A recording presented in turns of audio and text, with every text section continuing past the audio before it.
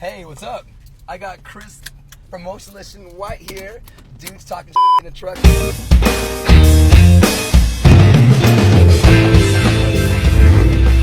What's going on, Chris, man? Welcome back. I know you just finished up a really cool tour with Atreyu, your boys. Day. Yeah, dude, you know what? This is the last day? Well, this the last day of the tour was 2 days ago. This is the last day of being out on the road, and then we're off for 2 months. Nice. Well, you guys are getting ready for a new album, but tell me, how did the tour go, man? Tour is great. Yeah. The Atreyu guys, it's so crazy to me because Atreyu is like a band that I used to see when I was in high school. So just going on tour with them now, all these years later, is so it was my life. You know? Wow, that's so cool. Yeah, getting to see them play and hear old songs that I remember going to see them play many times is such a cool thing. Chris, but you've had so many of those type of experiences. I mean, I remember seeing you guys on tour with Korn and Slipknot and so many other bands that you guys have been out with over the years. It must freak you out as a massive fan. It's so, what's cool about music to me is it never lost its allure or anything. It's always been, I'm still a fan first more than I'm in a band. So the band is like an extra extension of being such a fan of music and all these bands, and I think that's why I still fanboy out. People make fun of me so much because I'm such a fan. And, dude, don't listen to them, Chris. People make fun of me all the time too. And in this position, I get to, like you, I get to meet a lot of my idols, and I never not fanboy out. We just finished recording a new record, so when you get that out of you and release such a heavy weight that all the things that you've bottled up for the time since the last record, you get that out, it changes your life. Of course, I think it's like massive therapy sessions all coming out at once. Absolutely. I think what I'm most happy about is that our band as a whole is in a much better place now than we've been in a while. Just everyone's getting along at such a great level. And why now? I think it's just, you do it so much, and we all started this band or have been in the band since we've been really, really young. So as you grow older, your interests change, you grow with each other, you grow apart from each other in certain ways, and it's just, oh damn, we are off-roading. Yeah, bro. And it's hard to constantly line up on everything, and I think we just kind of let small things build up to a point where thankfully there wasn't an explosion, but we let it build up to a point where we needed some time apart. We took that time apart. We got together, talked everything out, and now things are great. No, some kind of monster therapy sessions making it into God. a documentary. I loved it. I thought that was the coolest thing. I thought getting to see that a band like Metallica can have those types of issues. Same as you. Yeah. It's gnarly. I mean, they're just like all of us. I mean, they're regular people, but they're not really. They're Metallica. So it is really crazy. So Scranton, Pennsylvania. What was it like? Is that where you're from? Yeah. And what was it like growing up there? I've been there a few times. I've been out to a few shows at that amphitheater out there. It's pretty cool. Montage. Yeah. The home of Breaking Bad. It's pretty basic. I mean, there's not really anything about it that stands out, and there never was until The Office came along and is filmed set to take place in Scranton. So that's what most people know it for. It's very, very basic, very low key town. There's enough of everything that you need, but it's kind of small community. Like my friends in school, we didn't have too many friends outside of the music scene because it was so small, but it was massively thriving. Yeah, there were shows all the time.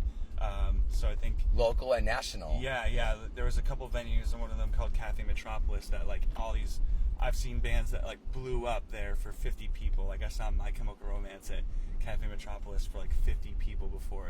It was such a cool music scene that tons of bands would come through, and that's kind of what helped propel me into the music scene. What was your first show?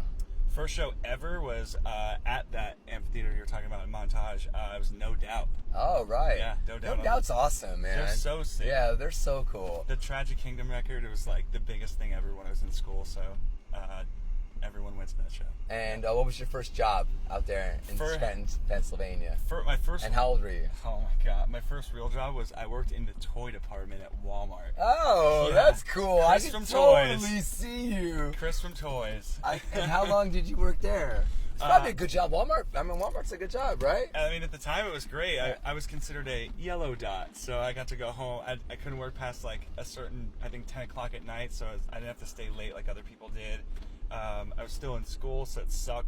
The days were like you woke up, and this is another reason why I'm like so grateful I get to do what I do now. The days where I'd have to wake up and go to school knowing I had work right after was like absolute hell. So anytime I ever think of like a moment where I'm like, God damn it, this sucks now, I'm just like, well, you could be, at Walmart going to school doing all that stuff again, and I'm very grateful that I don't.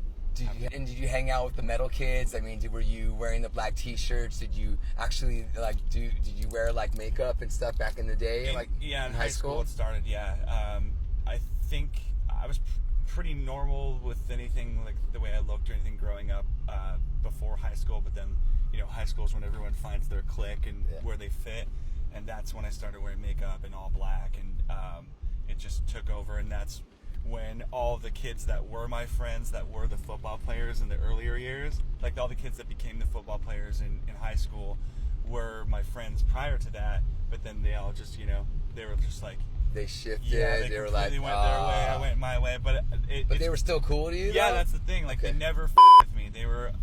It was only the kids that I didn't grow up with in school that bothered me, but at least the ones that I knew growing up through earlier years never with me. So the new album, dude, we are playing 2 new songs from Disguise. It's coming out this June. Roadrunner, I love Roadrunner. Tell me the album. I mean, we talked about it earlier, but I mean, what can fans expect? I think the best thing I can say about this one is it's like a combination of every era of the band that we've ever experienced or experimented with. I think from 2010, our first record, till now, there's been noticeable shifts. Our fans, acknowledge that there's been shifts within our music, and even though that always remains true to the roots and to some level, we really wanted to have a record that represented each era of the band, and then of course showed the next phase and the new side of what we have to offer. So I don't know, I think it's the best one, not just because it's new, but just because it's like the best of everything we've ever done. And so this is the first time we've ever done a record that even moderately sounds like the last one, which most bands are like, we don't want to write the same record twice, and I don't think we did, but it does sound the most alike to the last one and the last one and the last one, and that's kind of unique in its own way to me, at least. So I think fans are going to really like it. And what's next for you guys? Alice Cooper and Hailstorm in the summer. Oh, yes. Yeah. Yes. I did. You guys got added to that, right? Yes. Yeah. That's great. Alice Cooper and Hailstorm. Chris, that's going to be cool. It just goes exactly what we were talking about earlier. Like, Alice Cooper. Yeah. Dude, it's like, would our band exist? Would Rob Zombie and Marilyn Manson exist without Alice Cooper? And you're going to get a lot of new fans. Because Alice Cooper fans are going to be like, oh, who's this? Is this your bus right here? It's close enough, yeah. Oh, no, which one is your bus? Right over there. Oh, yeah. Hey, guys, I'm dropping off with the wrong bus. Hey. Yeah, it's the one with the red car right over there in front of it. Oh, yeah. I think what's cool, the most awesome talking point, I guess, for me would be a lot of our fans are younger. I think that when they come out, they're going to be able to bring their parents, and there's going to be that generational bridge. That. Yes. And that's what I enjoy the most. So that is the cool show for everybody. That's so cool. Well, Chris, dude, this is a cool hang with you, man. I love it. I feel like I learned a lot, man, just talking a little with you backstage here in North Carolina. Chris from Motionless and White. New album coming out this June, Disguise. And we always got your back, brother, man. Jose, Thank you very much. Yeah.